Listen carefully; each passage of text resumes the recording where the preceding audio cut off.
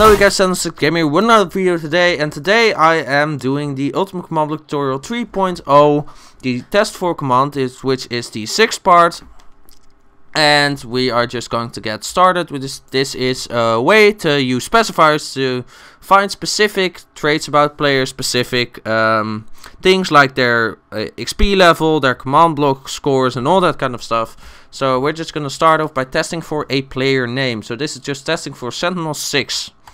And it comes back positive because I am Sentinel 6. So pretty straightforward. Next we're going to test for coordinates, which is like this. But if you want, you can also leave those away. The x equals, y equals and z equals. So yeah, and you can just note it like this, and it will test for me at these exact coordinates, but it isn't working.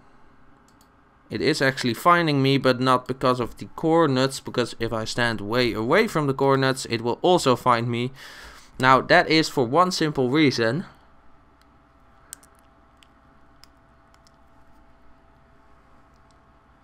That's because you actually need to also input a radius. So this right here is just also has a radius input, which is radius 1.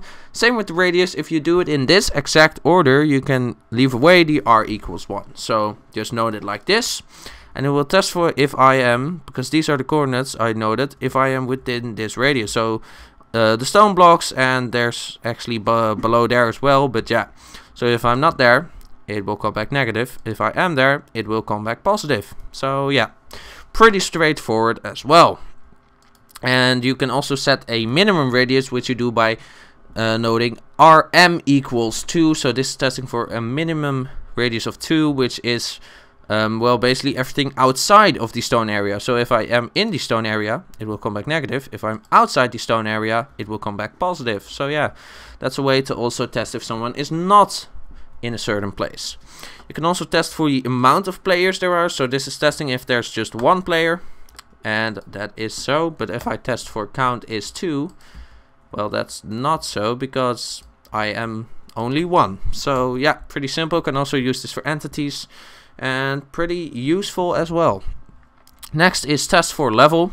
Once again, you can test for a minimum level, which is LM is 1 equals 1. Sorry, getting mixed up with Dutch there.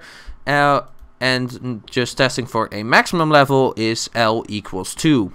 So this is testing basically if I have a level of 1 or 2. If I have below that or above that, it won't come back positive. So as of right now, if I go into game mode 0, I actually have no levels, so it comes back negative. But if I go XP 1 level, I now have 1 level, and it will come back positive because, well, it wanted me to have 1 or 2 levels. So yeah, you can also test for XP levels.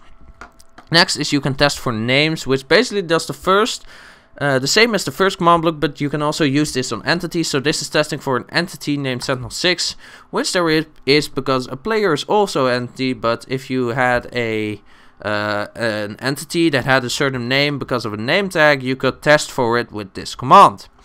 Next is you can test for scoreboard scores as well. So this is testing if I have a stuff score between 9 and 11, so it's score underscore stuff underscore min is minimum equals 9. So it's testing for a minimum score of 9, and then this is testing for a maximum score of 11. Now I have 10, which is right in between, which will come back positive. But if I go /scoreboard objectives, no players, oops, players set Sentinel 6, and this is stuff, and I set it to 0, and I test again. First remove the redstone block, test again. It won't come back positive because I have below 9. So that's also pretty useful. Next, you can also test if a player is in a certain scoreboard team.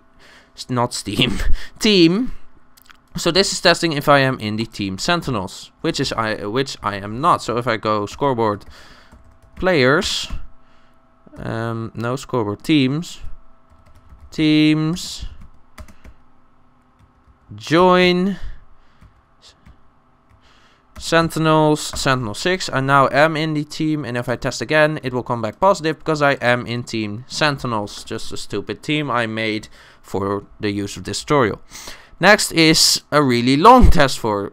This is basically testing for all these specific things before, so I need to stand, let's see, within a 1 block radius of right here, and I need to be in Team Sentinels, have a score of stuff that is not above 11 but also not under 9. I need to have a minimum level of 1 and a maximum level of 3. So let's go back to game mode 0, check what our level was again. It was 1, which is just fine, and then I just actually have to reset my stuff score. So we need to do this, set it to 10, and if we do this now, ta-da, it works. But if we do this again now, I do still have all the other things, but I'm not in that place. So you can test for all of those things at once, like this. So all commands will be in the description, as with every part of the series till now, but I'm just gonna say it again. Next, this one is a little more complicated, but this is basically testing if I am holding an item in my first item slot, and if I have it equipped. So it is testing if I have it equipped, so if I'm holding it, and if it's there, and it has to be called thing. So it doesn't matter what it is. If I take an ender pearl, and let's just get an anvil, because that's just quicker, and I just name it thing, and I hold it, and I press right click, and I test, it finds it. But it doesn't matter what item it is, because if I name this anvil thing, and I hold it, and I test it, and I test it, did I name it wrong? No, it's named thing. I have it in my first item slot, and it should be coming back positive. And there we go. I don't know why it wasn't working well. Well, so yeah, there you go. You can test for the name of an item if someone has it selected, and if it's actually in their inventory. You can, by removing this part, the selected item slot 0, because the item slot count goes 0, 1, 2, 3, 4, 5, 6, 7, 8. So they start at 0. But if you remove that part, it will just test if it's there. Why did I remove the anvil? Sorry. There we go. And we just name it thing again. Away with the anvil. Now it will just test if I have it. So I had it select, but if I don't select it right here,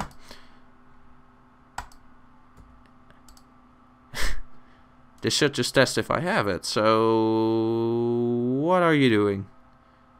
What the hell are you doing? Oh, there we go. Was just being weird again. I guess this command flips out a little. I don't know what it was doing, but yeah. So you can also remove that part, and then you don't have to hold it. So that was the Testfor commands. You can basically use all of these specifiers between the square brackets, also in normal commands behind your specifiers, like right here. No, this one doesn't actually use a specifier, except for this one, because this one only is usable in Testfor. But yeah, that was it for this part, and I'll see you guys the next time with the give, which is the second last part. So we're almost coming to an end, and I'll see you guys in the next part.